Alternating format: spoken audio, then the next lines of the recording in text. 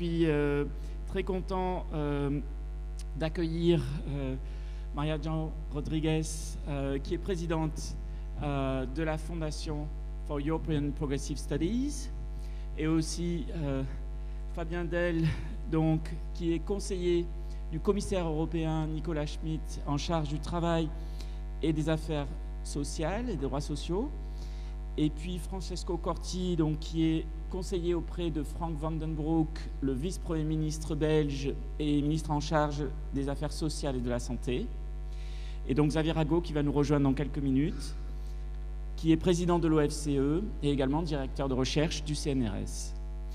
Donc sur le sujet de l'Europe sociale et comment la construire peut-être mieux que qu'elle existe déjà, bien entendu c'est un enjeu absolument essentiel puisque l'on sait que nous sommes à travers des mutations extrêmement profondes de nos sociétés, ce qui veut dire que bien évidemment beaucoup de nos concitoyens sont affectés par ces mutations. Bien entendu, la transition vers une société beaucoup plus soutenable et durable avec les enjeux climatiques, à la fois l'adaptation au changement climatique et puis la lutte pour freiner le changement climatique, et bien évidemment aussi tous les enjeux de mutation liés notamment aux perturbations géopolitiques que nous connaissons, et notamment la crise ukrainienne,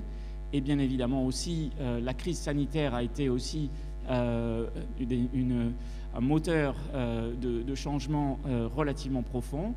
Et on sait que nous avons des tendances de long terme, notamment sur le ralentissement de la productivité, certains territoires qui sont affectés négativement par les évolutions des productions des secteurs. Et donc, clairement, il y a un enjeu au niveau européen parce qu'il serait très risqué si l'Europe n'est perçue que comme, en quelque sorte, un moteur uniquement de la croissance fondé sur la dérégulation et pas suffisamment perçu par les citoyens comme clairement une Europe qui protège, une Europe qui accompagne les mutations. Et donc nous allons discuter aujourd'hui justement de ces enjeux. Je vais inviter Maria Jean Rodriguez dans un premier temps. Je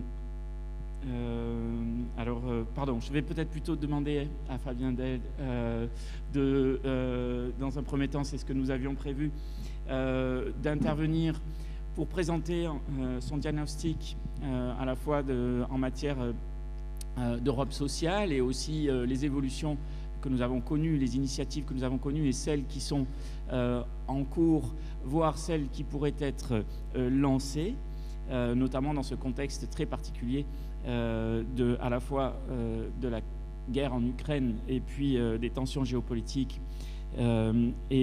Ensuite, donc, Maria Jean Rodriguez ainsi que Francesco Corti et puis Xavier Rago pourront partager justement leur diagnostic sur les enjeux de l'Europe sociale. Nous allons également réagir aux différentes initiatives annoncées et exposer des propositions et des priorités. J'interviendrai aussi pour partager de ce point de vue-là certaines des analyses que nous avons menées à France Stratégie. Voilà, donc Fabien, je te passe la parole. Merci Vincent. Bonjour à tous. J'ai un petit début de grippe, donc vous excuserez ma voix un peu fatiguée. Merci beaucoup pour cette invitation et c'est un plaisir d'être parmi vous pour parler d'Europe sociale venue de Bruxelles. Je dois dire que la France est certainement un bon endroit pour parler d'Europe sociale, puisque je pense que c'est probablement le pays dans l'Union qui a inventé le concept.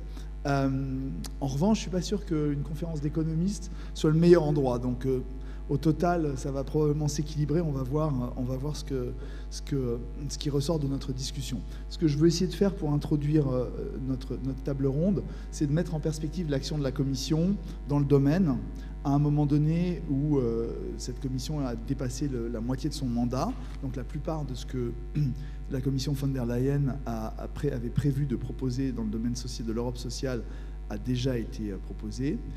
Et pour ce faire, je pense que c'est utile de d'abord regarder d'où on vient, parce que ce que cette commission a proposé dans la matière est quelque chose d'assez novateur et d'assez différent de ce à quoi on pouvait s'attendre il y a une dizaine, une quinzaine, une vingtaine d'années. Donc mettre tout ça un peu en perspective, un peu de long terme. Détailler ce qu'on a fait et ce qu'on essaye de faire, parce qu'on a fait des propositions, mais ces propositions ne sont pas toujours déjà en vigueur. Et puis en conclusion, et pour passer le relais à mes co-panélistes, spéculer un peu sur là où on va. Il y a notamment une présidence belge qui terminera, qui sera à la fin du mandat de cette commission et de ce Parlement, et qui sera le moment de regarder comment on passe la balle aux équipes du prochain mandat. Donc voilà, spéculer à un moment donné où il y a effectivement, comme l'a dit Vincent, un certain nombre de défis inattendus qui se présentent à nous. Alors, d'où on vient ? Dans le débat français en particulier, il me semble qu'on reproche souvent à l'Europe d'être un peu doctrinaire et inflexible. Et il me semble que l'Europe sociale, vue d'aujourd'hui, vue de la Commission von der Leyen, est un contre-exemple flagrant quand on se place un peu en perspective de long terme et qu'on regarde ce qui s'est passé, par exemple, dans les 4 derniers mandats de commission depuis la commission Barroso. Et si on regarde l'évolution des politiques, des doctrines, des discours sur l'Europe sociale du point de vue des commissions successives au cours des 15-20 dernières années, il y a un virage assez flagrant. Il y a une révision doctrinale, à mon avis, assez fondamentale, qu'évidemment, dont on se félicite, et donc qui contredit l'idée que l'Europe est un paquebot qui a énormément de mal à changer de cours quand cela est nécessaire. Si on regarde le point de départ et qu'on regarde la situation en termes de doctrine sur le sujet dans lequel on se retrouve, on était avant la crise de 2010. En gros, parler d'Europe sociale à Bruxelles, je provoque un peu, mais c'était un truc de socialiste français. La plupart des gens, c'était un peu comme de parler de politique industrielle, au passage d'ailleurs, un autre sujet qui a été totalement tabou, ou en tout cas marginal, il y a une vingtaine d'années, et qui aujourd'hui est sur le devant de la scène. C'était quelque chose d'assez... on ne voyait pas vraiment le problème. Dans les ajustements et dans les politiques d'assistance qui ont été menées au cours de la crise de 2010, en Grèce, au Portugal, en Irlande, on a vu assez violemment ce que l'application de cette doctrine impliquait en termes de coût social des ajustements. On avait en gros une stratégie qui était basée sur 2 piliers, un pilier d'austérité budgétaire et un pilier d'austérité salariale. Et les politiques sociales étaient assez généralement vues comme un coût dans cette perspective. Premier ajustement de doctrine et de lecture des choses, la commission Juncker. Donc la commission précédente, dont je dirais qu'on peut décrire l'approche comme, parce que toujours un virage, il faut toujours l'amorcer, comme déclarative et défensive, mais vous verrez que ce n'est pas anodin. La première chose que Juncker a dit, en étant confronté à l'héritage de cette crise, qui était un héritage compliqué et ambigu, parce qu'il ne faut pas non plus se leurrer, les ajustements qui devaient avoir lieu dans les pays qui ont fait l'objet de programmes d'assistance financière n'étaient pas non plus c'était des ajustements qui étaient nécessaires, c'est de dire il faut que nos politiques économiques soient des politiques qui assurent un triple A social. Cette idée, donc cette formule de Juncker résume assez bien l'ambition, qui était de dire, là où on s'est concentré sur les considérations financières de qualité de la signature souveraine dans la crise de la dette, il faut remettre au premier plan, au même niveau d'importance, les politiques sociales et la qualité des protections sociales dans les États membres. Ce n'est pas seulement une question de goût, c'est une question de stabilité sociale et politique à moyen terme. Parce qu'on a vu, effectivement, dans ces pays, que les ajustements qui avaient été menés ont quand même épuisé les systèmes politiques dans une certaine mesure. Ça a quand même conduit à la disparition de certains partis, etc. Qu'est-ce qui s'est passé sous la commission Juncker? Pour schématiser, toujours pour vous montrer le chemin qui a été fait, on a introduit des flexibilités massives dans l'application des règles budgétaires. Donc ça, c'est pour le pilier austérité budgétaire. Et on a introduit l'idée qu'il fallait avoir un socle commun pour décrire ce que devait être une Europe sociale digne de ce nom. Et la commission Juncker a codifié ça dans un document doctrinal qui s'appelle le Socle européen des droits sociaux, qui est une déclaration de 20 principes dans le champ de l'emploi, des politiques sociales et de la formation, qui décrit ce que peuvent être les principes communs à l'ensemble des États membres en matière d'Europe sociale. Et on ne s'est pas contenté d'écrire ce document qui est très bien écrit et que je vous recommande de regarder à l'occasion, parce que c'est vraiment quelque chose où chaque mot est pesé au trébuchet et où chaque mot veut dire quelque chose de précis et à la fois de consensuel. C'est quand même un document qui permet justement, alors ce que je voulais dire, c'est que c'est un document qui a été endossé par le Conseil, donc par l'ensemble des États membres, donc qui n'est pas simplement un document de la Commission, mais une déclaration qui maintenant fait consensus et qui peut être considérée comme la doctrine commune. Et cette doctrine commune rassemble la Lettonie, le Portugal, la Suède, l'Italie, la France, donc des pays qui ont des goûts éventuellement en matière d'Europe sociale qui sont pas les mêmes. Ça, c'est l'étape 1 du virage, et c'est le moment de la commission Juncker.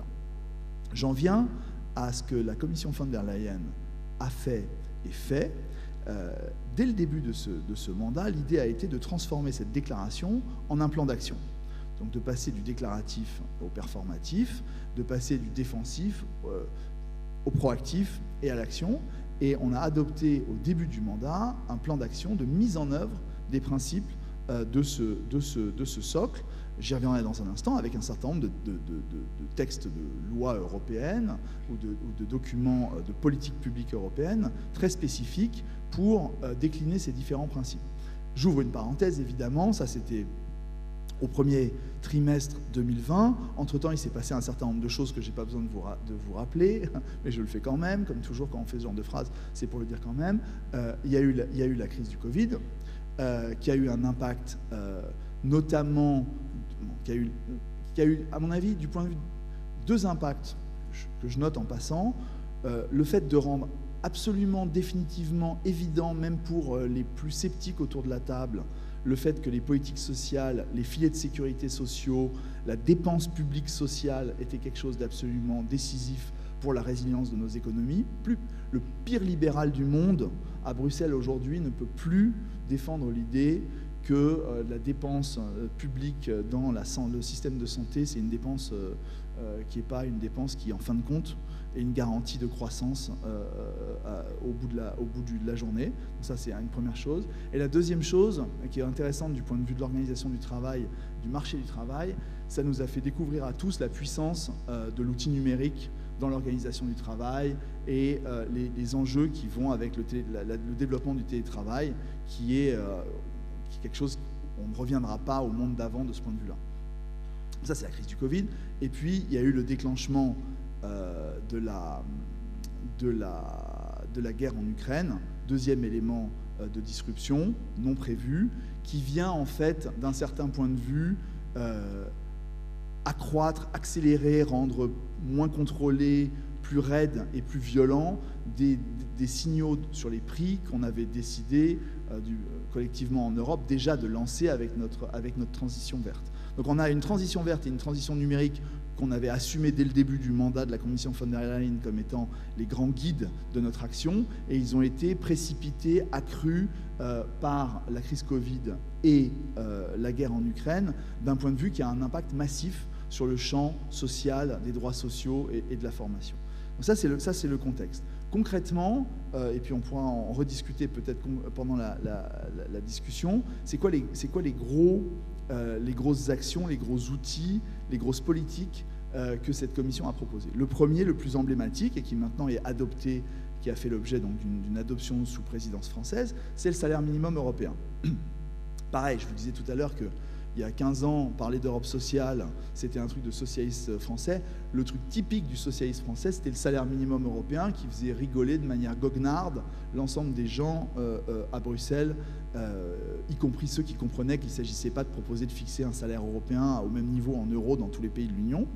Mais enfin, même les gens qui voyaient qu'on pouvait essayer de faire quelque chose de plus subtil pensaient que ça n'arriverait jamais. C'est pas le cas. C'est pas le cas. On a maintenant une directive sur le salaire minimum européen qui est en vigueur, que les États membres vont devoir transposer et qui, c'est pas une directive que j'appellerais hydraulique qui permet d'avoir des niveaux mécaniques de salaire minimum dans tous les pays qui bougent les uns par rapport aux autres de manière connectée. Ça, de toutes les façons, en fait, en réalité, c'est interdit par les traités qui limitent de manière extrêmement spécifique la capacité des institutions européennes à légiférer en matière de fixation des salaires, en fait, qui nous interdisent explicitement de le faire. Mais par contre, ça fixe un cadre qui décrit dans quelles conditions il est nécessaire d'avoir un salaire minimum dans un État membre et à quoi doit ressembler un salaire minimum considéré comme adéquat. Et je prendrai le risque de dire que, en termes de signal politique, cette directive est aussi un élément qui vient mettre qui vient clouer le dernier clou du cercueil à l'idée qu'on ajuste dans les crises par l'austérité salariale comme outil universel d'ajustement. C'est un texte qui notamment pointe du doigt le fait que si c'est bien organisé, il y a de la place pour des salaires minimums dans tous les États qui peuvent les mettre en place et qu'il y a de la place pour de la dynamique salariale aussi dans des situations comme les situations qu'on connaît aujourd'hui. Donc c'est quelque chose d'assez nouveau et on se souvient encore une fois que dans la crise financière de 2010, les paquets d'ajustement reposaient assez souvent, l'argument était de dire il faudrait que les salaires s'ajustent à la baisse. On ne sait pas le faire, donc on va commencer par baisser les salaires minimaux et tous les autres salaires vont s'aligner de manière mécanique à la baisse du salaire minimum. Bon, bah, ce genre de recette dont on peut discuter au cas par cas, du bien fondé, ça dépend de la vitesse, ça dépend des niveaux, ça dépend du moment. Donc je ne dis pas que c'est jamais une bonne idée de faire ça, mais l'idée que c'est une recette à laquelle on peut recourir sans avoir trop besoin d'y réfléchir est clairement une idée qui est battue en brèche par l'existence désormais de cette directive. Deuxième directive proposée par cette commission dans le champ des relations du travail et qui est à mon avis même encore plus tectonique que le salaire minimum, mais qui elle, au moment où on parle, est encore en discussion entre le Conseil et au sein du Conseil et au sein du Parlement, c'est la directive sur les travailleurs des plateformes. Donc c'est une directive qui... Alors, j'ouvre une parenthèse. Ce qui est intéressant dans le cas de ces deux textes, c'est que l'un des deux textes est un texte qui s'applique à un monde qui existe depuis extrêmement longtemps, avec des spécificités nationales extrêmement diverses et donc qui est extrêmement difficile à faire converger parce qu'entre le salaire minimum français et les pratiques suédoises qui n'ont pas besoin d'avoir un salaire minimum parce qu'ils ont un bon dialogue social qui permet d'avoir les mêmes résultats sans avoir besoin d'un texte législatif, d'une loi pour faire ça. Il y a énormément de diversité d'habitudes et donc on va ni transformer les Français en Suédois ni transformer les Suédois en Français. Entre ces textes-là qui travaillent sur un réel social déjà foisonnant et compliqué, divers entre les 27 États membres, et un texte comme le texte sur les plateformes, il y a un monde, puisque le texte sur les plateformes, c'est un exemple de texte sur un autre domaine où en fait il y a un vide juridique actuel, et en fait on a fait une proposition de directive principalement pour s'assurer que les différentes situations, les différents jugements qui avaient lieu dans toutes les juridictions de l'Union ne menaient pas à une balkanisation totale du droit du travail en la matière et qu'on arrivait à avoir quelque chose d'à peu près uniforme, et évidemment uniforme avec une idée de convergence vers le haut, puisque c'est évidemment ce qui motive les tenants d'une Europe sociale ambitieuse. Le texte sur les travailleurs de plateforme, qu'est-ce qu'il introduit? On pourra y revenir aussi dans la discussion. Il introduit une présomption de salariat réfragable, mais une présomption de salariat basée sur un certain nombre de critères. Donc en gros, si vous êtes un travailleur de plateforme et qu'il y a un certain nombre de critères qui montrent à l'évidence, vous avez beau avoir un statut juridique d'indépendant, mais dans votre relation à votre donneur d'ordre, vous n'êtes pas indépendant, et ben du coup vous êtes un salarié. Et si le donneur d'ordre, la plateforme qui vous emploie, n'est pas contente, elle doit elle-même faire la preuve qu'en fait vous êtes réellement un indépendant et que vous êtes indépendant. Ça c'est la philosophie du texte. Je pas rentrer dans le détail parce qu'on ne sait pas comment le texte finira à l'issue de la procédure législative. Mais bon, voilà, ça c'est les 2 directives qu'on a proposées, qui sont encore une fois polaires dans ce qu'on peut faire aujourd'hui avec les traités qui sont les nôtres en matière de marché du travail en Europe, et qui sont les outils les plus puissants, puisque les directives, c'est vraiment des lois européennes. Il y a, juste rapidement, pour montrer quelle a été l'action de cette commission, il y a 2 autres domaines où on agit. Un domaine un peu plus mou, parce que c'est des champs dans lesquels on a moins de bases juridiques pour agir de manière directe, où on n'en a pas en fait. Et donc c'est des recommandations, c'est des documents de politique qui donnent des indications sur ce que devraient être, de notre point de vue, des bonnes politiques dans un certain nombre de domaines, mais qui ne peuvent pas donner lieu à une obligation de transposition comme dans le cas d'une directive. Donc ces recommandations, on en a faites sur les comptes individuels de formation, sur les micro-certifications, sur l'organisation d'une garantie de lutte contre la pauvreté des enfants, sur la justice de la transition énergétique. Je m'arrête là, mais donc ça c'est une longue liste de produits. Et c'est pas parce que c'est pas des produits qui permettent en fin de compte de lancer des procédures d'infraction à l'encontre des États membres que ce sont pas des produits importants à la fois par ce qui donnent comme signal sur la direction dans laquelle l'Europe sociale souhaite aller, et puis ensuite à l'intérieur des débats politiques nationaux, ils sont repris, et donc c'est des documents qui sont quand même importants. Et puis dernier point, et je pense que Francesco en reparlera, il y a les textes de loi, mais il y a aussi l'argent. Et donc évidemment, on a pris un certain nombre d'initiatives depuis le début de ce mandat, des initiatives qui sont soutenues par des moyens financiers qui permettent de faire avancer l'Europe sociale. La facilité pour la résilience et la reconstruction, et la reprise est l'exemple le plus massif en termes de moyens, et il y a une part de ces fonds qui sont clairement utilisés dans le domaine social. Un autre outil nouveau que je ne veux pas oublier de citer parce qu'il est important, c'est l'outil SURE, qui a permis, alors pas en France, mais dans une immense majorité d'États membres, de financer des systèmes de chômage partiel pendant la crise Covid, et de s'assurer que dans aucun État membre de l'Union, par manque de moyens, le chômage partiel était un outil auquel il n'était pas fait recours, alors qu'on pensait que c'était vraiment le bon outil pour réagir à une crise comme la crise du Covid. J'ai été long, donc je termine rapidement juste sur les défis à venir et sur ce que peuvent être les directions d'action pour les prochaines années. Il y a vraiment 2 choses qui se passent au moment où on se parle. Il y a vraiment 2 types d'évolutions qui se combinent et qui compliquent la lecture du champ. On en parlait en coulisses avec Maria Joao juste avant. Il y a l'aspect court terme macro, il y a un ralentissement qui est maintenant avéré, et donc une augmentation du chômage qui est clairement à attendre avec les lags habituels, mais 12-18 mois, on ne voit pas comment on ne va pas se retrouver face à une augmentation classique du chômage. Face à ça, face à ce type de développement sur le marché du travail, je ne veux pas être défaitiste, mais les outils qui sont ceux de l'Europe, qui sont ceux que l'Europe peut mettre en place dans le champ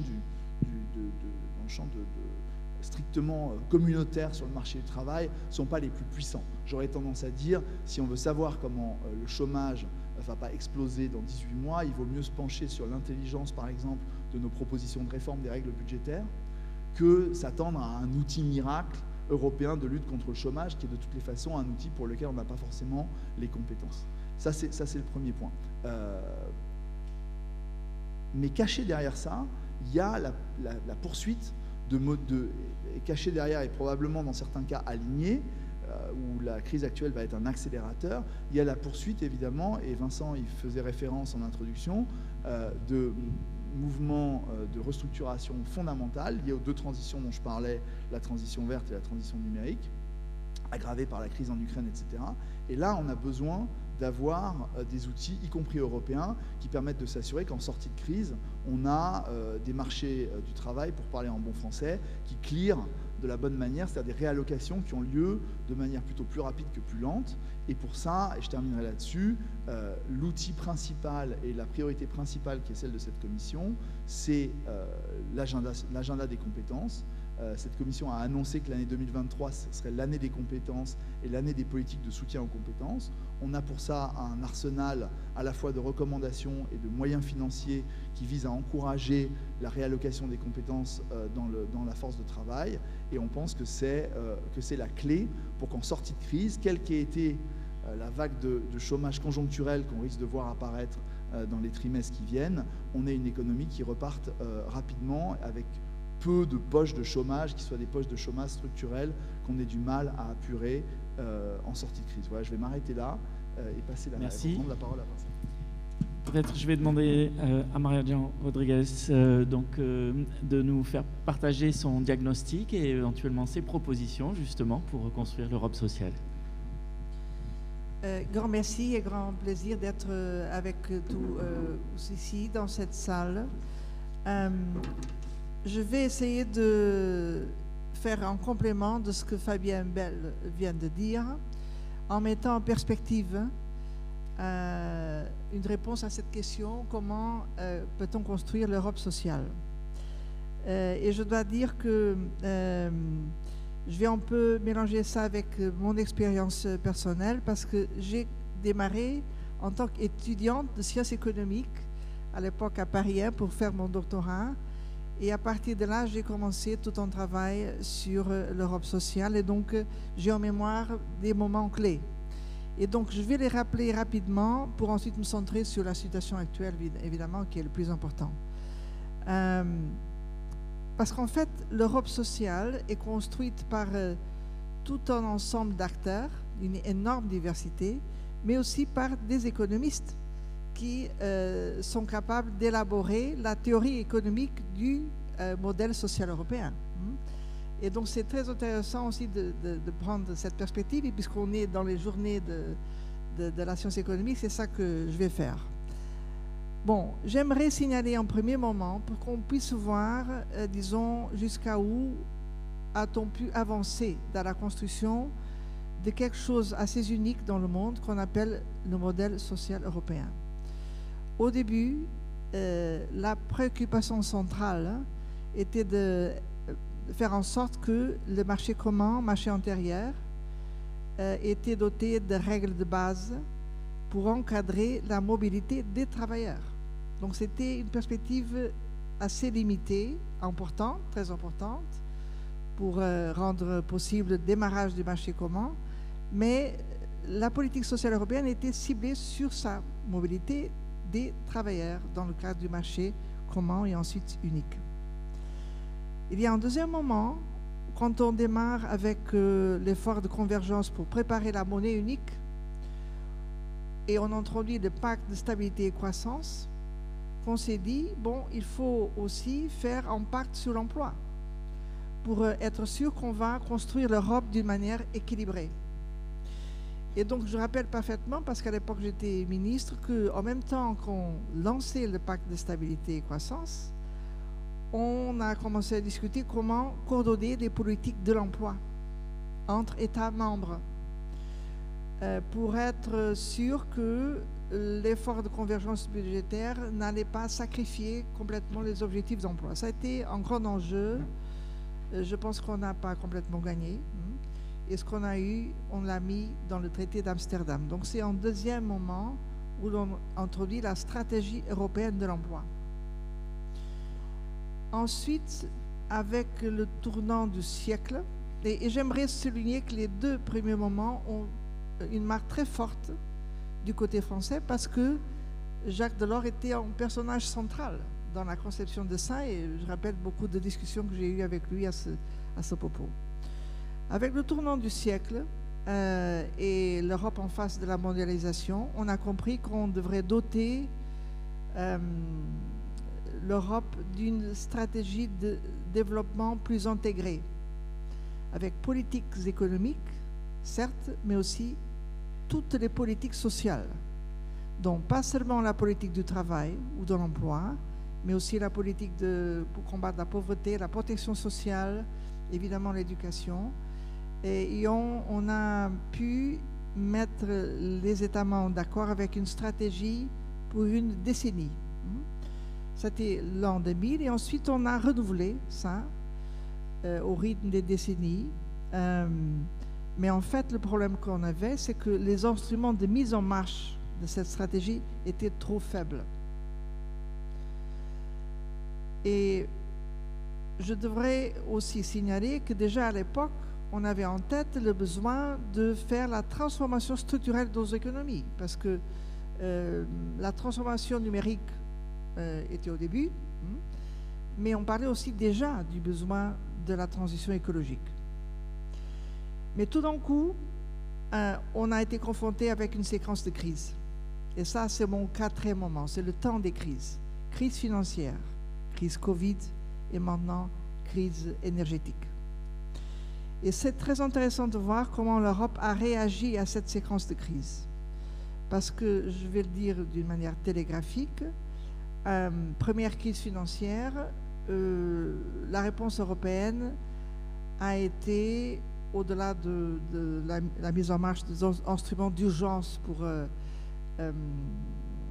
éviter vraiment le blocage de la zone euro, l'approche fondamentale a été de demander aux États membres plus en difficulté de faire la dévaluation salariale. Et donc ça a été le temps de l'austérité.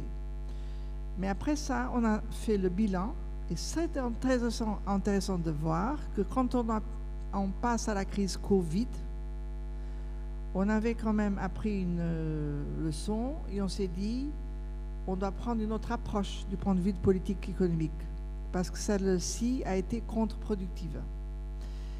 Et donc, on a bâti des instruments pour soutenir la demande et aussi un peu l'offre d'une manière concentrée dans le temps et qui a pu éviter le pire pendant la pandémie.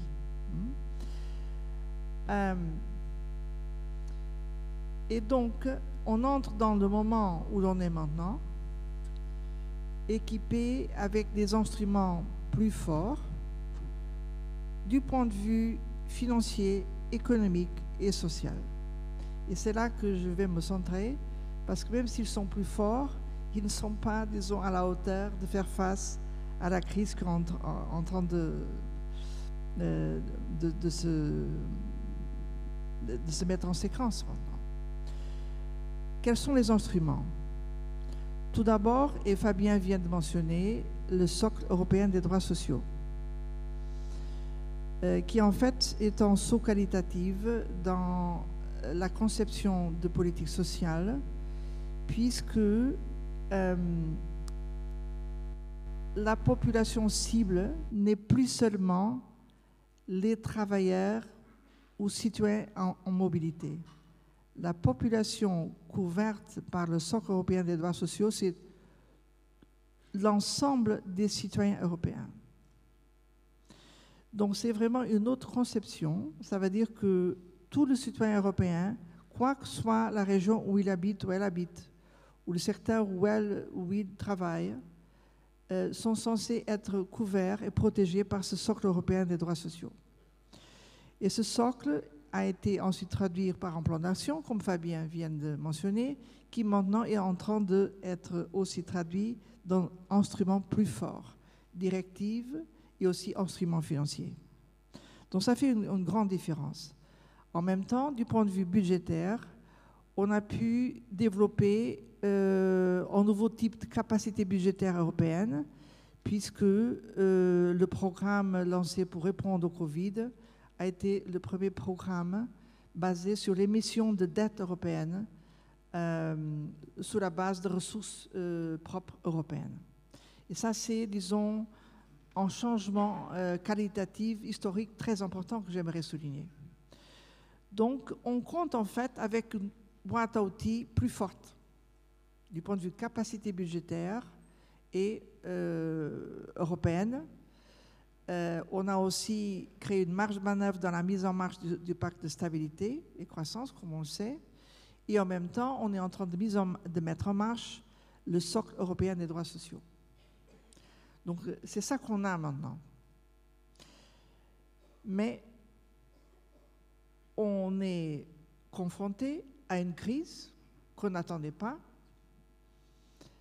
et qui est une crise qui a des implications majeures du côté du cadre macroéconomique. On connaît toute la discussion sur les tensions inflationnistes et à la limite, implications sur ce qu'on appelle les coûts de vie.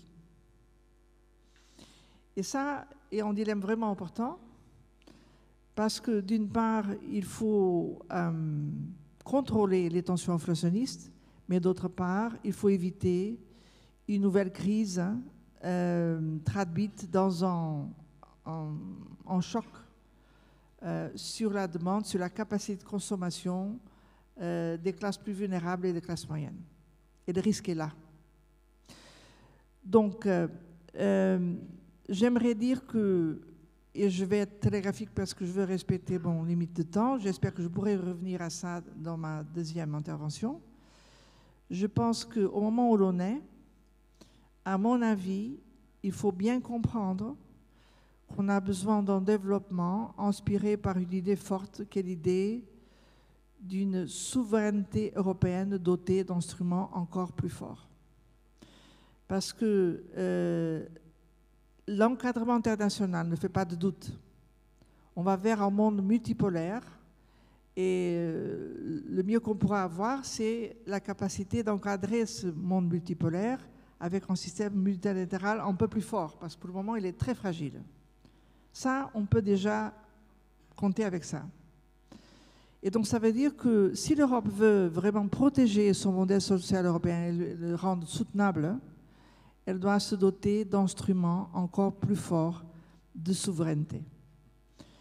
Je termine avec une idée un peu controverse, mais comme ça, vous voyez de quoi je parle. Pour le moment, il y a une grande partie des mesures de politique sociale qui dépendent d'une méthode de décision qui est encore à unanimité. Qu'est-ce qu'on pourrait avoir si on passe à une décision par majorité qualifiée, qui est la procédure de décision pour beaucoup d'autres domaines de décision européenne? Est-ce que cela est vraiment important ou pas? Ou est-ce que c'est trop tôt pour en parler? Donc, je laisse une question controverse, mais c'est exprès de ma part.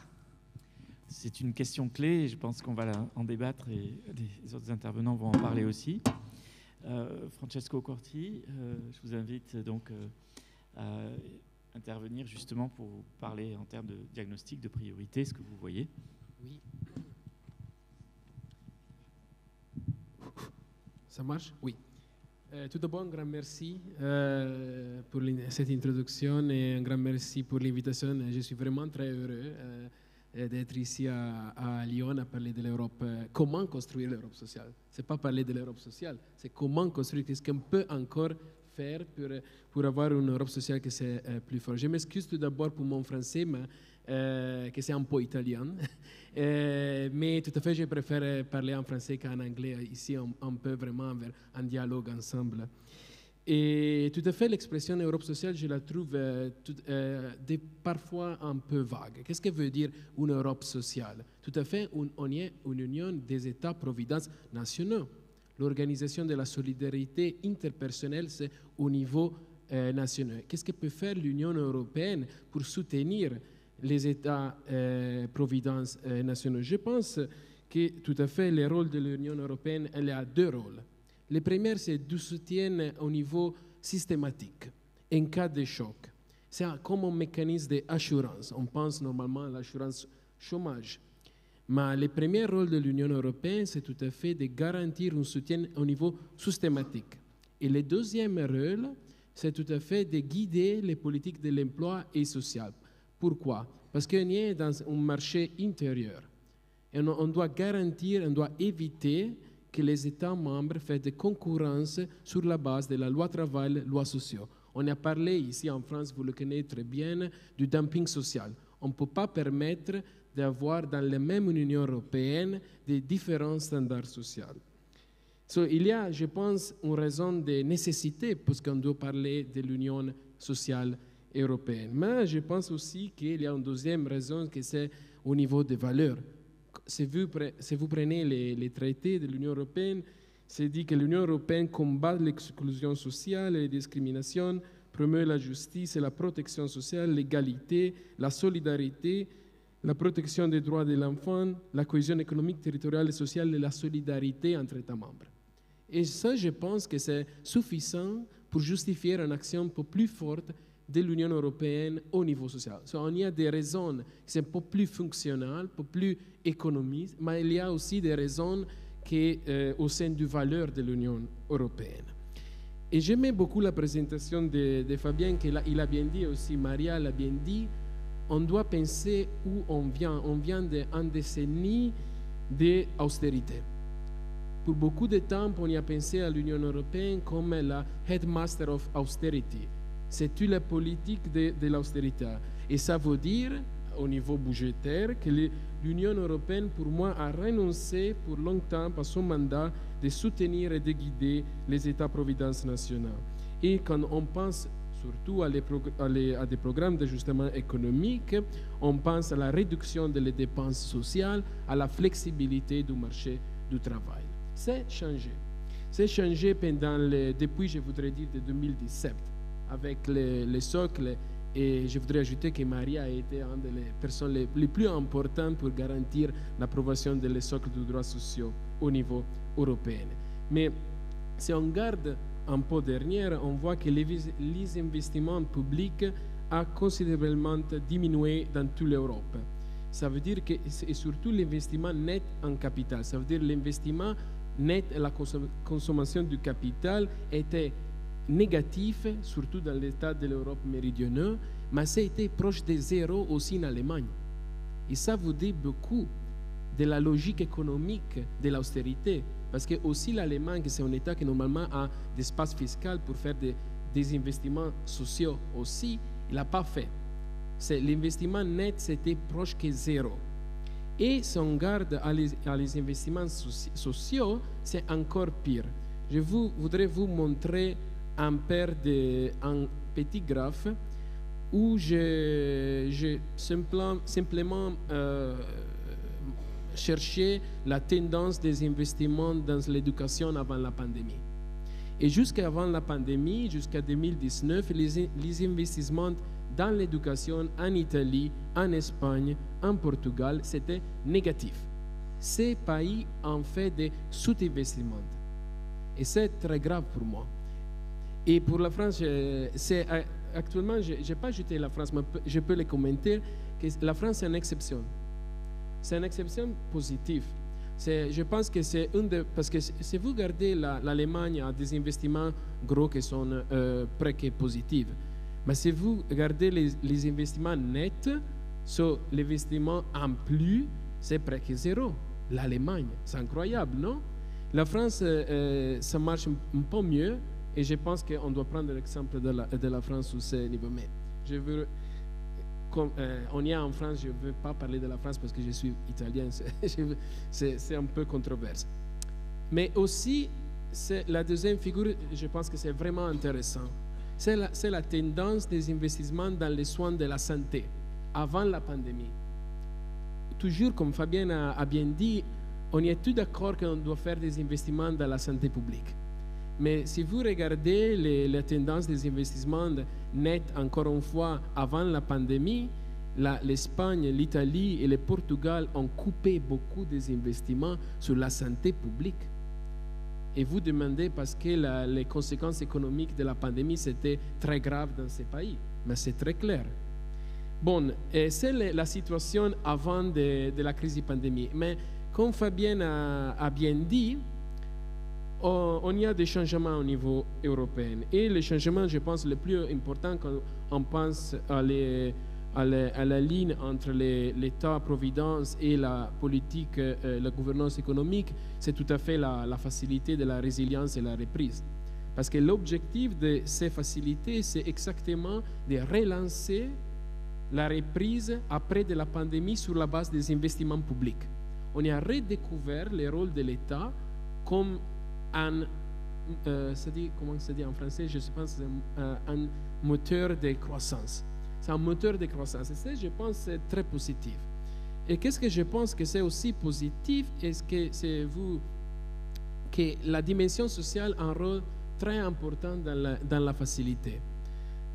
Ici, vous pouvez lire les règlements qui visent explicitement à contribuer, la facilité vise explicitement à contribuer à la convergence économique et sociale vers l'eau, à rétablir et promouvoir une croissance durable et l'intégration des économies de l'Union, à favoriser la création d'emplois de qualité. C'est important, hein? Emplois de qualité.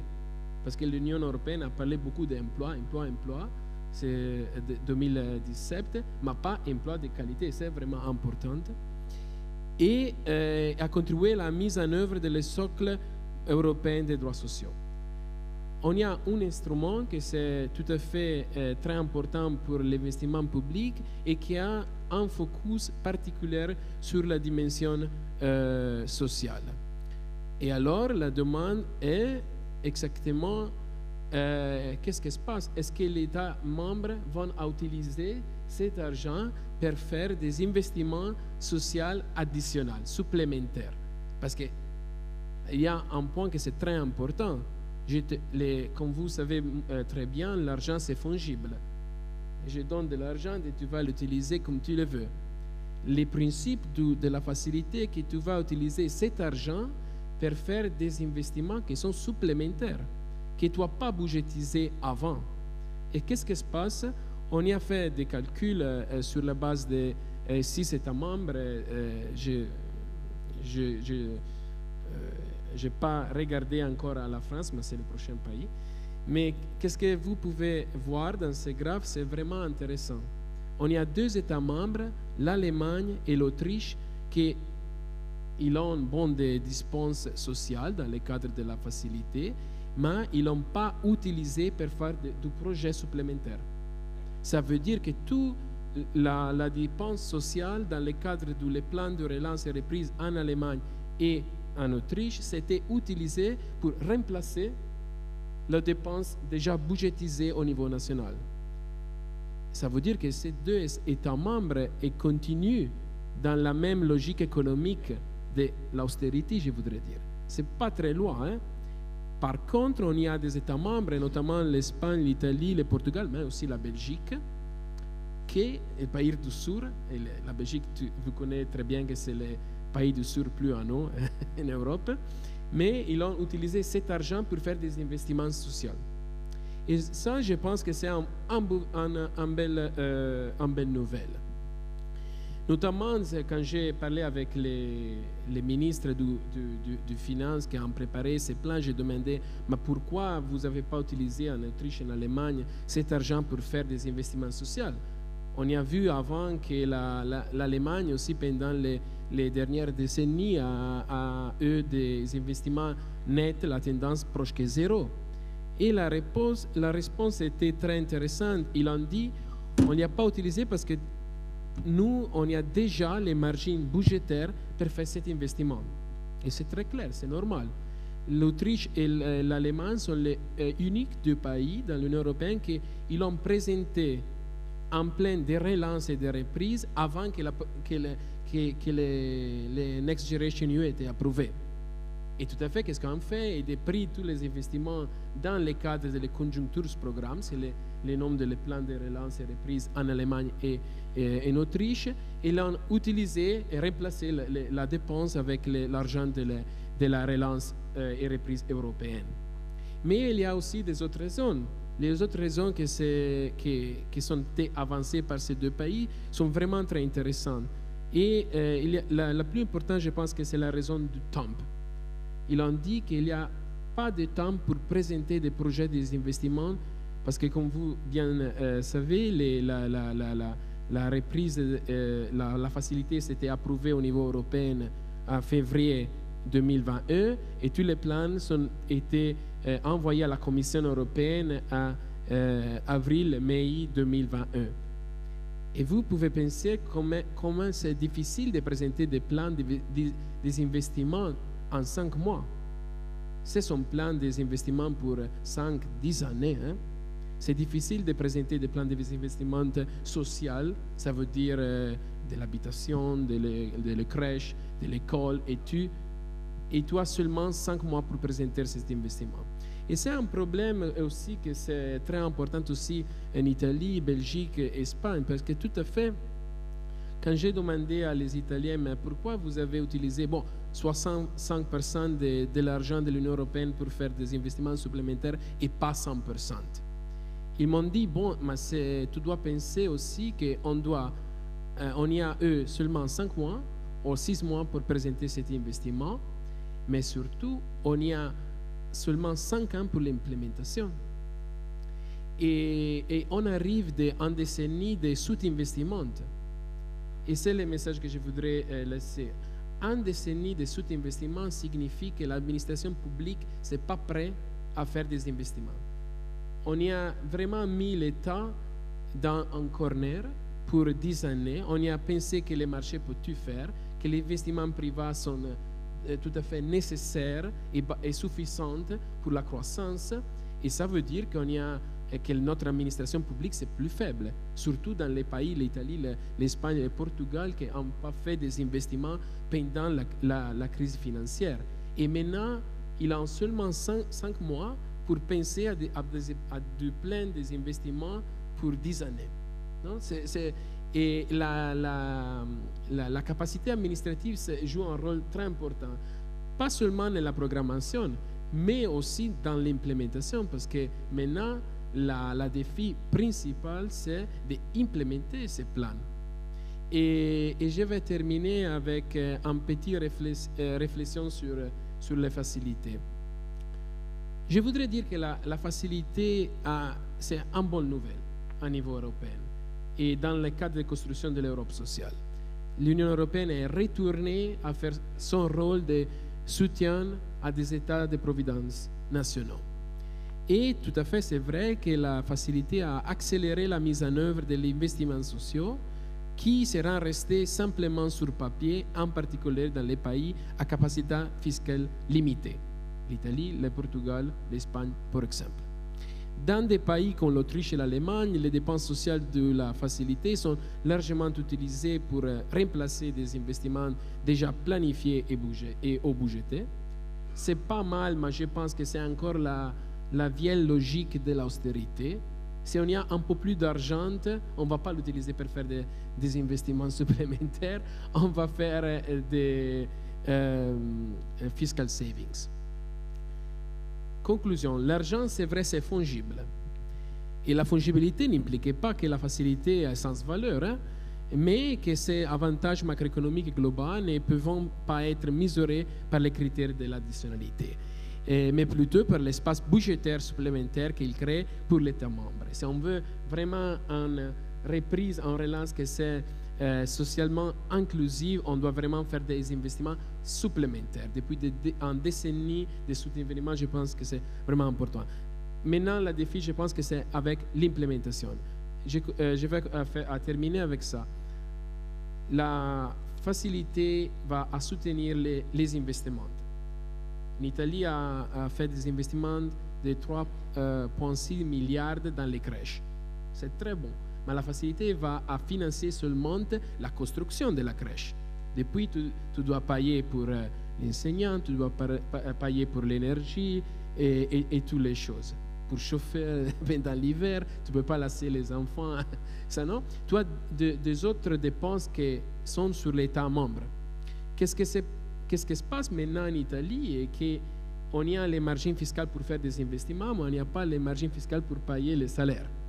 Et ça, je pense, la défi la principale qu'on doit réfléchir pour construire une Europe sociale, que ça veut dire penser à le Stability and Growth Pact, le pacte de la croissance et de la stabilité. On doit les repenser parce que c'est vraiment important. Merci beaucoup et pardon encore pour mon français. Merci beaucoup. Je vais passer la parole à Xavier Rago aussi pour nous partager son diagnostic et ses priorités. Oui, bonjour. Tout d'abord, je voudrais m'excuser pour mon retard. Ma seule excuse, c'est que j'étais ce matin en Allemagne, au ministère des Finances, en train d'essayer de défendre l'Europe sociale. Et je peux qu'adhérer à ce qui a été dit. Il y a beaucoup de marge de manœuvre pour améliorer l'investissement et le transport européen. Essayer de faire Berlin-Lyon, c'est quand même une expérience assez inédite. Et je suis d'autant plus embarrassé pour vous, pour mon retard inexcusable, mais aussi pour moi, d'une manière très égoïste, parce que vraiment, je suis venu ici pour écouter Fabien Del, Maria Joao, Rodriguez, qui ont contribué à tout ce sujet avec une connaissance experte à l'évolution vers l'Europe sociale. Bien. Cela étant dit, je vais faire 3 éléments de diagnostic et un élément de réflexion difficile sur la construction de l'Europe sociale. 3 éléments de diagnostic. C'est peut-être des redites, donc j'irai très vite. Bien évidemment, il y a une spécificité des États européens. Je vais parler plus tard de l'Europe, mais des États européens en termes d'investissement social. Les États européens ont des dépenses sociales historiquement très élevées. Nous sommes des économies très socialisées. Quand on prend les évolutions depuis, par exemple, 2010, depuis la crise des subprimes, qui a mis une grande pression sur les budgets nationaux avec la crise de la dette, les dépenses des pays européens ont grosso modo été relativement stables. Il n'y a qu'un pays qui a contracté fortement ses dépenses, qui était l'Angleterre. Et pour moi, finalement, à la fois le Brexit, à la fois le budget un peu délirant de Liz Truss, c'était une continuation d'une logique assez hétérogène avec les autres pays européens, qui était une logique de désocialisation, avec cette idée que le marché allait créer des incitations et autres. Tous les autres pays européens ont réagi différemment dans la crise. Donc il y a vraiment une spécificité qui fait que finalement cette question de l'Europe sociale peut sembler naturelle, tant elle est commune aux États européens, et c'est en se décentrant par rapport aux États-Unis, par rapport à l'Amérique latine, par rapport, je ne parle pas même pas de la Chine, qu'on voit quelque part ce trésor qui a été, pour des raisons historiques très différentes selon les pays, la construction de cette Europe sociale, de la répartition des risques, de la modération du marché, de la redistribution entre des catégories plus ou moins favorisées par la décroissance économique. Point 1. Point 2, je pense que ça a été dit, ma lecture, pour être un peu brutale, c'est que l'Union européenne a été construite sur le marché d'une manière très structurante, très puissante, jusqu'en 2015. Depuis 2015, il y a une inflexion profonde. Je date à 2015, qui est la commission Juncker. Francesco a mis à 2017, bon, il y a une transition. Je pense vraiment, et je pense que Fabien en a fait la démonstration, qu'on a quasiment une Union européenne qui investit dans le social. Et parfois, les facteurs de résistance sont les pays, alors que parfois, c'était l'inverse. C'est assez singulier, et je pense que ce n'est pas encore, pour des raisons assez complexes, ce n'est pas encore dans le débat, mais les avancées dans plein de domaines sur les questions sociales sont portées en grande partie par des avancées débattues au Parlement européen, la Commission européenne qui met l'agenda du Conseil. Donc quelque part, il y a une inversion, je dirais, d'une perception parfois dans le débat français en disant l'Europe néolibérale, etc. Je pense que c'est un contresens. Mon troisième point de diagnostic, c'est que justement, ce n'est pas perçu parce qu'il y a une crise intellectuelle de l'Union européenne. Il y a une crise de paradigme. On ne sait pas trop quoi faire. On s'est construit sur le marché, on s'est construit sur une triple discipline monétaire, alors que la Banque centrale, maintenant, pendant la crise, a fait des choses très innovantes, budgétaire, alors que les dettes publiques sont très élevées, donc voilà, ça ne marche pas bien, et la concurrence sur le marché des biens, en prescrivant les aides d'État. Il ne faut pas d'aide d'État, c'est le marché. Et on voit que tous les autres pays font des aides d'État, et encore plus les États-Unis de Biden. Et finalement, il y a une réhabilitation de la politique industrielle, on ne sait pas trop comment. Donc il y a une crise un peu intellectuelle de paradigme, de construction, qui fait que cette Europe sociale, elle est difficile à construire parce qu'il n'y a pas même les référents communs intellectuels. Mon élément de concret d'interrogation, c'est, je pense qu'une question centrale, c'est dans la question de l'Europe sociale, ce qu'on appelle la subsidiarité, c'est qu'est-ce qui est au niveau national, qu'est-ce qui est au niveau européen. Et quand on dit au niveau national, c'est reconnaître la spécificité de nos États sociaux. Je vous fais très rapidement l'histoire sociale française que vous connaissez par cœur, ou pas, enfin c'est pas important. La construction de l'Europe sociale en France s'est faite dans les grands mouvements sociaux du début des années 80, qui ont fait la journée de 8 heures. Il y a les mouvements des bourses de travail qui ont inventé au départ les caisses de solidarité ouvrière, qui étaient la première forme d'assurance chômage et la première forme de formation professionnelle, et aussi la première assurance maladie. Il y a eu les 36, il y a eu le Conseil national de résistance, ça a été étatisé par le compromis gaulliste après-guerre. Et nous avons un système bismarckien qui est que notre modèle de protection sociale repose en grande partie sur le travail, avec les cotisations sociales, qui fait que, vous savez, sur votre salaire, la moitié sont des cotisations sociales qui financent cette ordre sociale, et un système qui est le paritarisme, qui est en crise en France, qui est présent aussi en Allemagne, mais qui est en crise. Mais le paritarisme dit que la construction sociale, les grands choix sociaux, sont discutés avec les syndicats et les représentants du patronat. C'est une difficulté réelle dans la construction de l'Europe sociale. C'est que notre construction de fait politique construit sur l'exécutif, le Conseil, la coordination, le législatif, on a un Parlement très fort, on a une commission qui a une administration très forte. Il n'y a pas de coordination des syndicats, des revendications salariales, des réflexions européennes. Et ce vide, on le perçoit tous les jours et c'est problématique. 2 exemples. On a essayé de faire, comme beaucoup, et parmi d'autres, une assurance chômage européenne. Donc un niveau européen d'assurance chômage. Ça a à peu près fonctionné, ça a donné le projet Schur que Fabien Del a fonctionné, mais c'est largement en deçà du mécanisme américain d'assurance chômage, où vraiment chaque État a un mode d'assurance chômage, et quand les caisses de l'État sont en crise, c'est le niveau fédéral qui étend les droits de l'État avec de l'argent fédéral pour éviter qu'un pays souffre d'un déficit d'assurance chômage parce qu'il a des problèmes budgétaires locaux. Pourquoi on n'a pas réussi? C'est que vraiment, je pense que, et le projet Schur est un projet important, c'est déjà une avancée très forte portée par la Commission. Les freins, pour moi, c'était plutôt les syndicats nationaux. On n'est pas sûr de... C'est quoi ce machin européen? Est-ce qu'on va donner plein de pouvoirs à l'Europe? On va réduire les protections nationales pour donner des protections européennes? Et si la politique européenne change, les protections européennes vont décroître, comment on est sûr, nous, que finalement, les droits des travailleurs, qui sont notre histoire nationale, sont assurés par cette Europe sociale? Donc, il y a un vrai problème d'expression institutionnelle des acteurs concernés. Petit 2, il y a les conseils nationaux de la productivité. Je ne rentre pas dans le détail. Il y a une volonté de coordonner les SMIC européens en créant des instances de coordination des SMIC européens il y a 3-4 ans. Ça n'a pas marché. Ça n'a pas marché et ça a été dégradé, c'est tombé aux oubliettes. Là, il y a un retour porté par la Commission européenne de promouvoir des SMIC européens, de coordonner des SMIC européens, dans lequel le Parlement est très présent aussi. Mais ça passe par le haut, vous voyez, ça passe par, excusez-moi de dire comme ça, mais par la technostructure qui dit que voilà, il faut peut-être augmenter les SMIC dans les pays du Sud et avoir une homogénéisation des SMIC, alors qu'il n'y a aucun mouvement social européen qui demande la hausse des SMIC. La création du SMIC en 2015 en Allemagne, ça a été fait par Angela Merkel, par un gouvernement de droite qui a introduit le SMIC.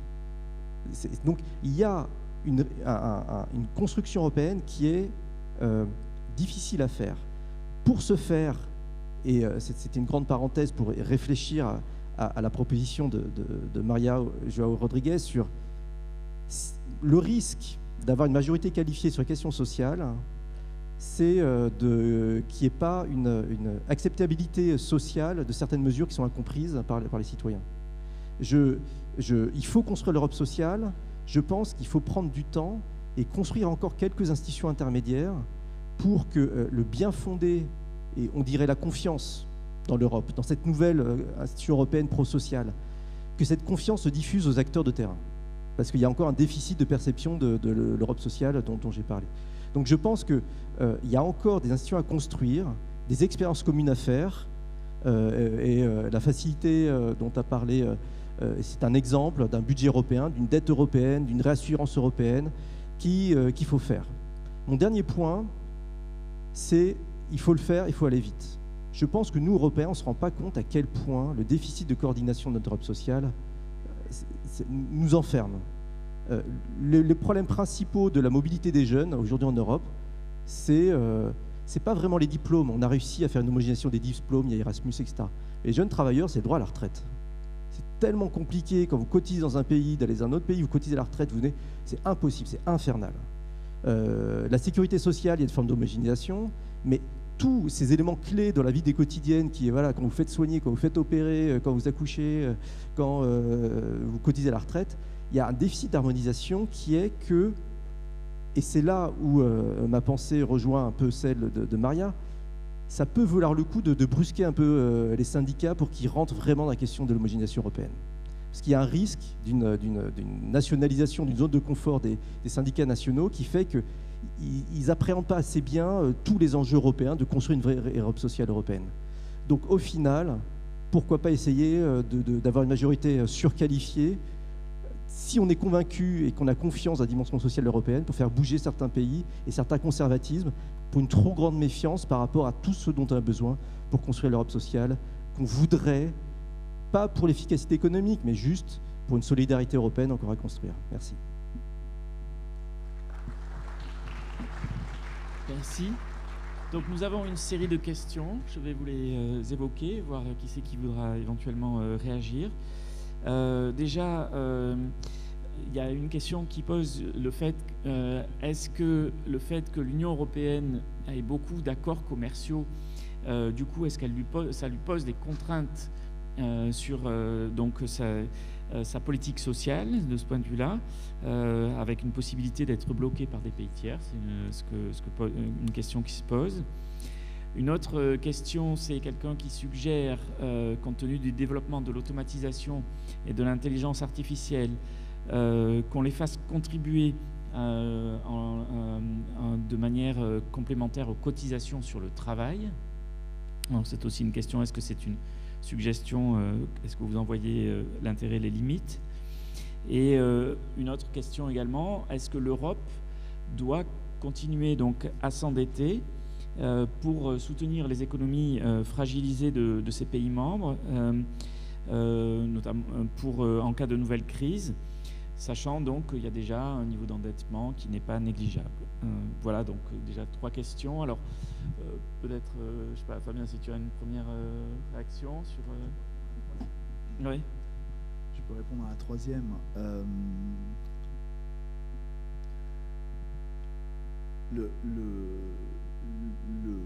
La facilité dont Francesco a parlé, la facilité pour la reprise et la résilience, part de l'idée que c'est moins coûteux de s'endetter collectivement pour s'assurer qu'on sécurise notre capacité à croître à l'avenir, donc en investissant, en gardant des économies qui sont... Il faut toujours se souvenir, c'est que en fin de compte, dans un ratio de dette sur PIB, il y a le PIB, et que donc toutes ces questions de dette qu'on veut nous essentialiser en nous parlant de chiffres, je sais pas quoi, 60, 190, 120, 200, tout dépend de savoir qui on est. Les Japonais sont capables de soutenir une dette que d'autres pays, ils auraient explosé financièrement avec un zéro en moins à leur numérateur. Donc c'est important de garder notre capacité à croître, d'autant plus dans un monde qui est un monde, comme on l'a dit, d'évolution technologique hyper rapide, où on a... Donc le pari de la facilité pour la résilience et la reprise, c'est de dire c'est plus important de s'endetter collectivement pour s'assurer. Et l'expérience des années 2010, c'est qu'avoir dans l'Union, et a fortiori dans l'Union monétaire, c'est-à-dire dans la zone euro, des États qui décrochent complètement, ça finit par tirer tout le monde vers le bas, y compris par des aspects de contagion financière et d'instabilité. Donc la réponse, c'est de dire s'endetter collectivement pour ça, pas n'importe comment, pas pour faire n'importe quoi, c'est important. Donc la réponse à cette question, c'est oui, on a commencé à le faire. Alors, il y a des contraintes, y compris juridiques, qui nous empêchent de le faire. Il y a des contraintes financières qui, à un moment donné, la capacité d'emprunt de l'Union s'arrête. Mais moi, mon jugement au doigt mouillé là-dessus, c'est qu'on n'est pas encore arrivé à ce stade. Et il y a des contraintes juridiques qui disent, par exemple, qu'on ne peut pas mettre en place, en tout cas que si on mettait en place des capacités permanentes d'endettement collectif, on se heurterait dans certains pays à des débats juridiques qui seraient compliqués et qui seraient probablement facteurs d'insécurité juridique. Donc, c'est la raison pour laquelle la résilience pour la reprise et la résilience est, par construction, un outil provisoire. Donc la réponse c'est oui. Le petit codicile qui est lié à l'Europe sociale et à ce que disait Francesco tout à l'heure, c'est que là-dedans, il est important de se souvenir qu'investir dans des ronds-points ou dans des terminaux de LNG ou dans des, dans des ponts, c'est sans doute bien. Xavier était frustré par la qualité des infrastructures ferroviaires quand on fait Berlin-Lyon en train. Je confirme qu'il y a des endroits où on ralentit. Donc ça, c'est important. Investir dans la formation et dans le capital humain, ça c'est quelque chose qu'on a déjà intégré comme étant quelque chose de nécessaire. Donc ça, c'est pas une révolution copernicienne à faire, c'est important aussi, on le fait, et il faut continuer à le faire, d'autant plus si on veut faire migrer notre force de travail d'une économie marron vers une économie verte. Ok, ça on le sait. Mais il y a un dernier point, et ça c'est le point des crèches de Francesco, c'est le point de l'Europe sociale qui est important, c'est que quand on a formé des puéricultrices, construit des crèches, il faut payer les puéricultrices. Et donc si on a débloqué de l'espace budgétaire, on peut continuer à penser que c'est les États membres qui doivent le payer eux-mêmes, mais il faut qu'ils aient l'espace pour le faire. Sinon, on a investi dans des trucs qui servent à rien, on a arrosé une graine qui n'était pas là et il n'y a rien qui pousse. Voilà, ça c'est mon point sur la qualité de la dépense publique à l'intérieur de cet endettement collectif. Alors, je ne sais pas si vous avez, Maria-Jean Rodriguez, une réaction aux questions. Merci. Oui, je vais réagir aux questions, aux commentaires de Javier et de Vincent. Très intéressante. En disant le suivant. Moi, je pars du principe que pour la période à venir, on a besoin d'inventer un nouveau paradigme en sciences économiques qui concerne la question classique du rapport entre marché et État. Quand on regarde le cadre géostratégique, on comprend bien, on voit ce qu'on a en Chine, en Inde, même aux États-Unis, ce qu'on aura maintenant en Amérique latine. Ça montre qu'on va vers une nouvelle forme de conduire la politique économique où en fait l'État, ce qu'on appelait État stratégique, disons, va être plus évident. Du point de vue de politique commerciale, politique industrielle, politique proactive en termes de formation, éducation, tout ça. Parce que ça, c'est le jeu compétitif qu'on va avoir au niveau mondial. Donc, il faut s'en préparer. Deuxième point, en même temps, en fait, on a un modèle très spécifique en Europe, qu'on appelle le modèle social européen, qui a besoin aussi de passer à une autre approche qui en fait dépasse l'approche bismarckienne et qui est basée sur un concept de citoyenneté. Je veux retirer en rien le rôle des partenaires sociaux, mais je pense vraiment que la politique sociale devait être basée fondamentalement sur un concept enrichi de citoyenneté européenne et nationale, avec des implications, imaginons ici en France, au système de retraite, je suis en train de faire une remarque très télégraphique. Cela dit, oui, on a un problème de soutenabilité de cet État social, bien sûr. Et je dirais que il faut faire attention à la dette, parce que la dette atteint des niveaux assez préoccupants dans beaucoup de pays. À mon avis, on peut retirer une conclusion de la période récente, c'est qu'il faut vraiment ouvrir la discussion de qu'est-ce qu'on va gérer au niveau national et qu'est-ce qu'on devrait gérer au niveau européen, puisque la dette européenne, dans certaines conditions, est une dette plus efficace en termes de gestion financière. Donc il faut ouvrir cette discussion. Mais je pense qu'il y a aussi la question de l'éléphant dans la salle, parce que la vraie question est de savoir si on a la valeur ajoutée pour soutenir des États-providence en Europe. Et ma réponse est oui, on a.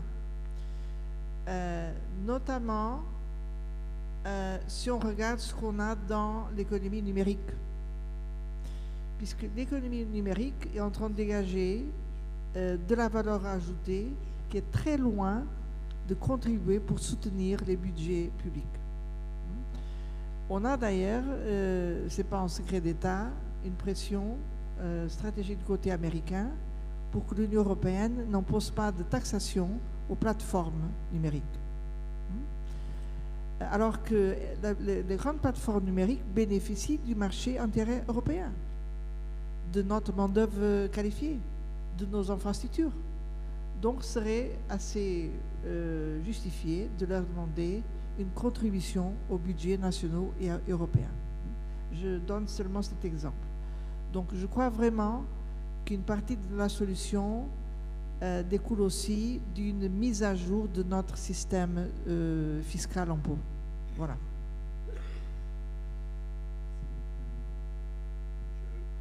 Je prends la question 2 et sur est-ce qu'il faut taxer les robots, enfin je dis comme ça, l'intelligence artificielle, trouver une nouvelle base fiscale avec une nouvelle technologie. Et je la lie à ce que vient de dire Maria João Rodrigues. Là, jusqu'après, on a un système, même nos États-providence, notre État social est en crise. C'est-à-dire qu'on a construit notre État social avec un système bismarckien. Alors, ça veut dire bismarckien, je vais être plus précis, c'est-à-dire que grosso modo, l'essentiel des gens ont des droits sociaux parce que ce sont des salariés. Ils participent au marché du travail, ils ont un salaire, ils cotisent, et ils ouvrent la Sécu, ils ouvrent la retraite, on le voit avec la réforme de la retraite actuelle, le droit à la formation professionnelle, etc., etc. Donc tout ça, c'est lié à une participation active sur le marché du travail. La logique des droits sociaux, c'est une logique différente, en disant, citoyen en tant que citoyen, j'ai des droits en tant que citoyen, et tout notre État-providence français a été hybridé. Il y a le RSA, il y a des choses qui sont de l'ordre de l'État directement avec son budget qui finance des droits sociaux.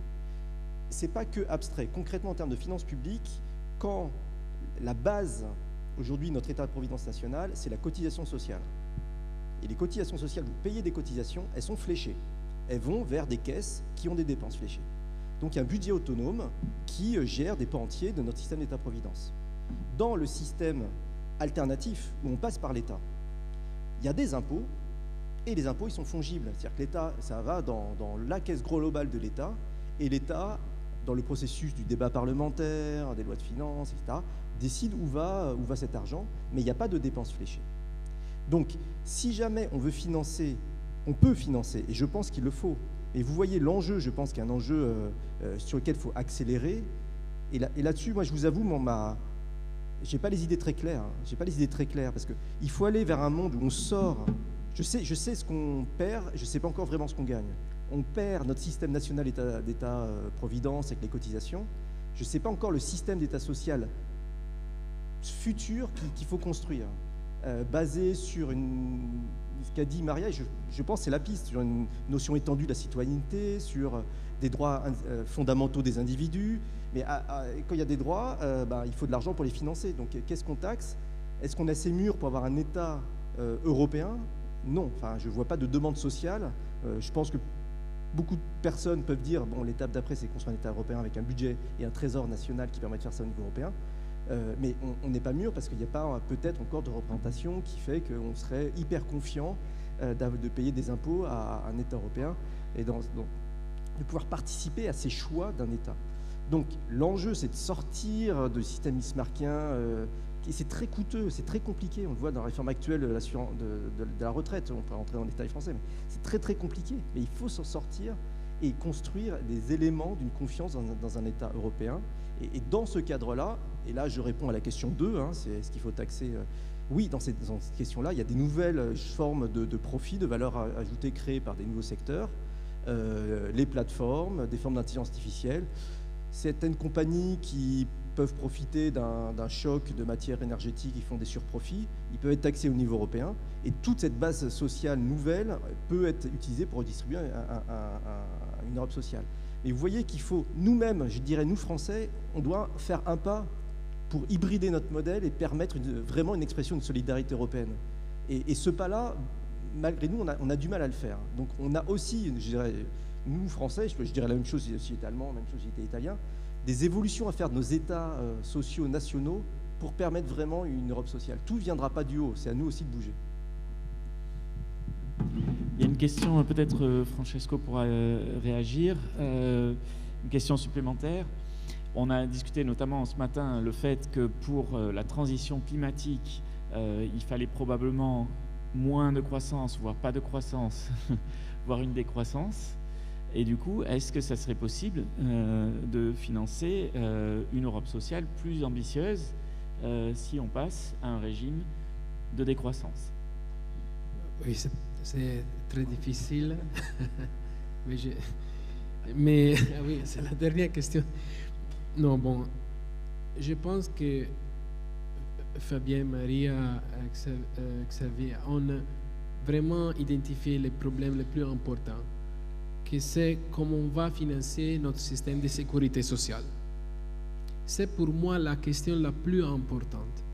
Parce que normalement, on pense à un système de sécurité sociale qui s'est basé totalement sur des travailleurs avec des temps pleins à durée illimitée.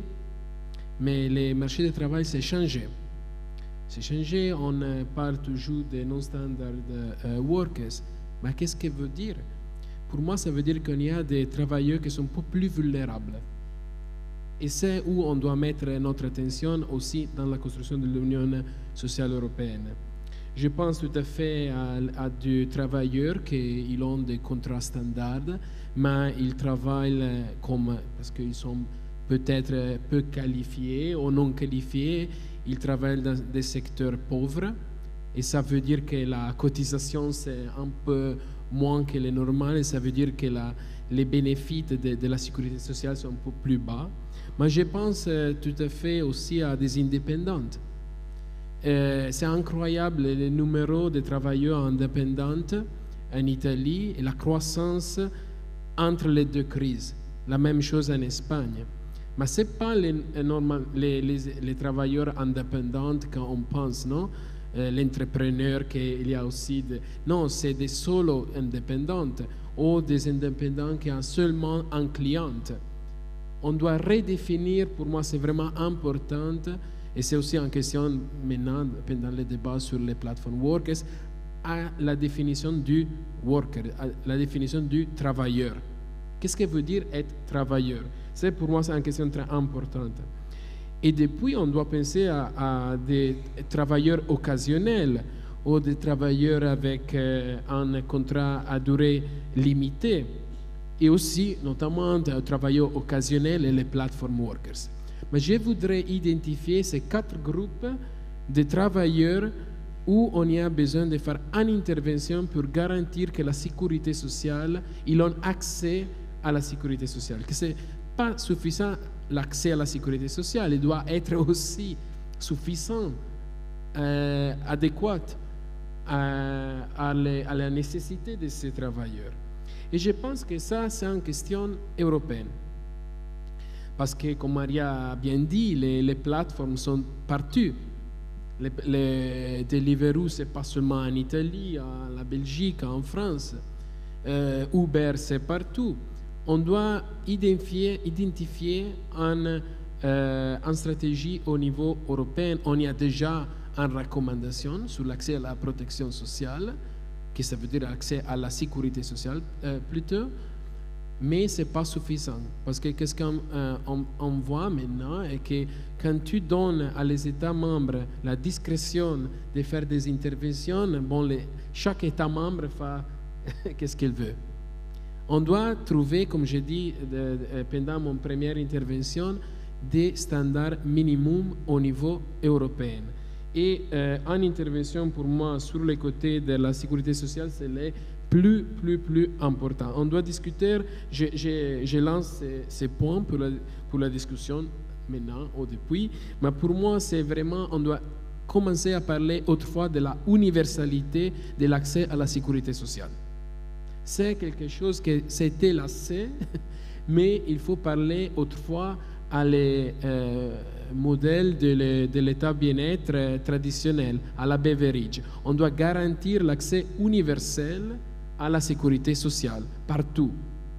Ça ne peut pas dépendre de le type de contrat que tu as. Et c'est le premier point. Depuis, je l'ai déjà dit, mais au niveau légal, il faut bien définir qu'est-ce que veut dire être indépendant, qu'est-ce que veut dire être travailleur. Et là-bas, la Cour de justice de l'Union européenne a déjà fait beaucoup, mais il faut exactement. Il faut bien définir aussi la connexion entre la sécurité sociale et l'assistance sociale. Parce que c'est deux choses différentes. Il faut bien réfléchir pour moi au niveau européen sur la couverture. Qu'est-ce que sont les travailleurs qui sont couverts dans la sécurité sociale? il faut bien réfléchir sur la transférabilité de la sécurité sociale, des bénéfices sociaux. Il y a beaucoup de jeunes qui vont changer son travail. Ils sont indépendants. Moi-même, je suis indépendant. Maintenant, je suis plus indépendant parce que j'ai changé de travail. Mais j'ai beaucoup de difficultés à transférer les bénéfices sociaux d'un contrat de travail à l'autre. Et il faut parler aussi de la transparence. Il y a beaucoup de gens qui n'ont pas accès parce qu'ils ne font pas de demande. Ils ne connaissent pas comment faire demande à la sécurité sociale, surtout les indépendants. Et c'est une question de transparence, mais c'est aussi une question fondamentale. Et au fond, j'ai déjà mentionné l'adéquation de les bénéfices, mais il faut faire bien un monitoring. Quand on parle de politique sociale, il faut bien monitorer, que ça veut dire d'avoir des indicateurs pour mesurer exactement qui est bénéfice de la sécurité sociale ou non. Maintenant, on a un problème de monitoring. Et si tu ne peux pas relever ou mesurer les problèmes, tu ne peux pas trouver la solution. Merci. Alors, Maria-Jean, vous vouliez réagir, je crois aussi. Alors là, c'est le dernier mot de conclusion de chacun, puisque nous arrivons à la fin à peu près de notre horaire. J'aimerais seulement rebondir sur ce que Francesco vient de dire.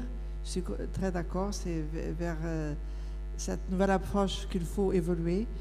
Moi, je me rappelle qu'en tant que membre du Parlement européen, j'ai fait passer un amendement dans une loi en disant une chose très simple. C'est que toutes les personnes qui ont travaillé, quoi que soit le secteur, le type d'entreprise, le type d'activité, elles doivent contribuer à la protection sociale et bénéficier de la protection sociale. C'est un principe si simple que celui-là. À mon avis, il faudrait donner corps à ça. Mais j'aimerais faire un commentaire très court à votre question, parce que je pense que parfois il y a une certaine confusion ou des choix différents en disant il faut aller au-delà de la croissance, il faut peut-être préférer la décroissance. Moi, je ne suis pas d'accord avec ça.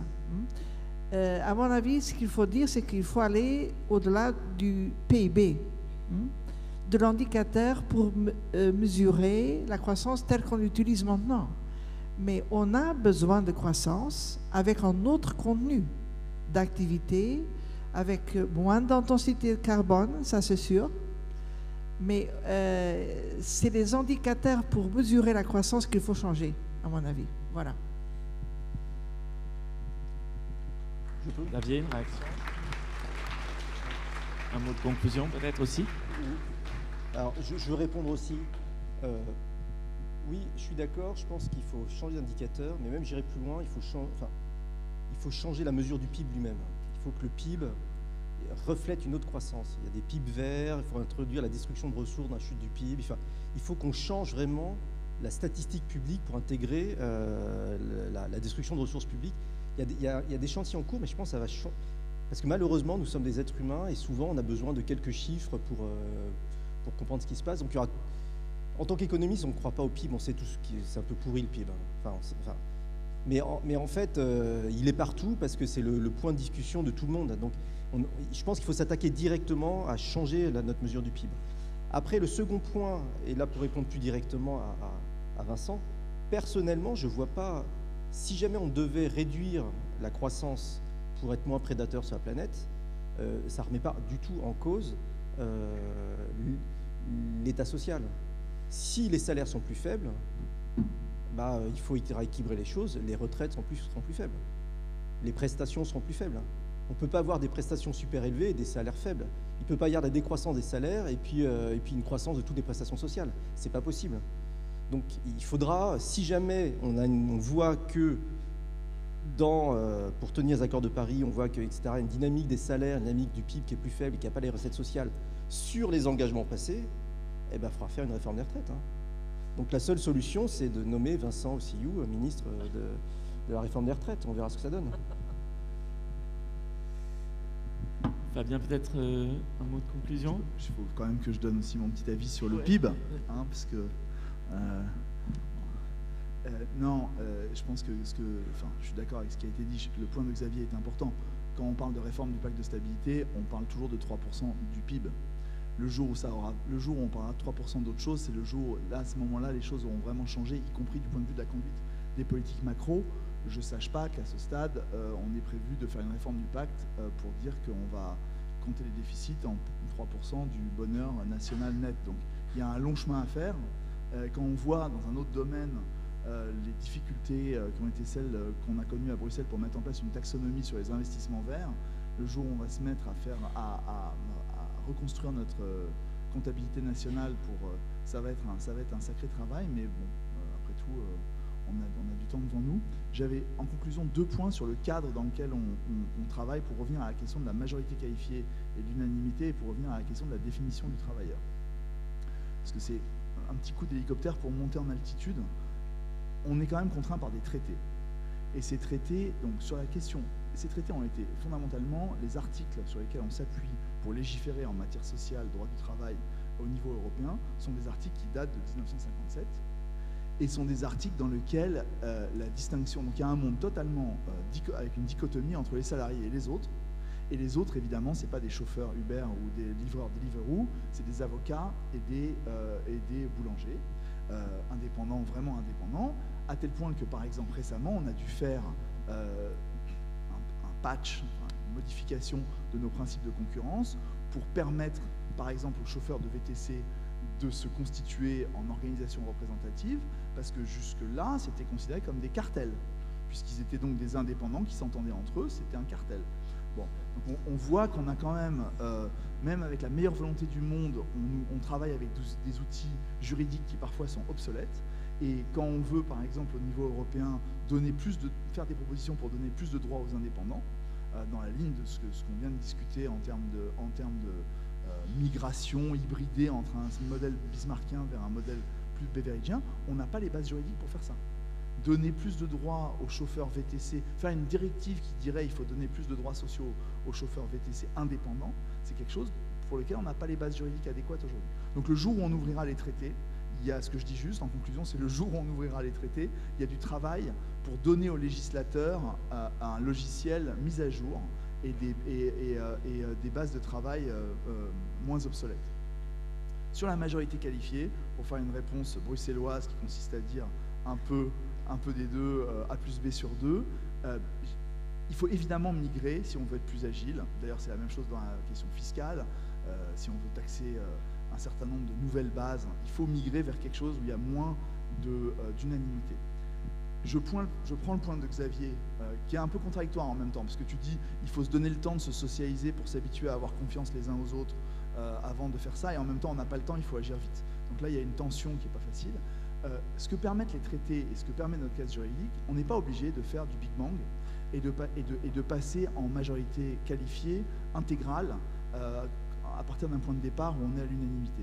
Il y a des clauses passerelles, il y a des moyens de tester de la majorité qualifiée dans des domaines qui sont des domaines moins radioactifs pour migrer de manière progressive dans une... Donc on n'est pas dans un... Il y a 50 shades of grey dans la direction, dans le passage entre l'unanimité actuelle et la majorité qualifiée. D'ailleurs, dans le champ social, il y a déjà des sous-parties qui sont dans la procédure législative ordinaire, dans des domaines, par exemple, comme la sécurité, santé au travail, qui sont des domaines très importants dont on n'a pas parlé ce soir. Voilà. Merci beaucoup. Merci à tous. Alors, un sujet très vaste, et il y a quelques questions qu'on n'a pas pu traiter, notamment, par exemple, il y avait une question sur est-ce qu'il faut refonder fondamentalement le projet européen, revoir fondamentalement nos traités. Alors, ça sera probablement l'occasion d'une autre conférence des GECO, parce que c'est un sujet également très vaste, qui ne concerne pas que l'Europe sociale. Merci à tout le monde.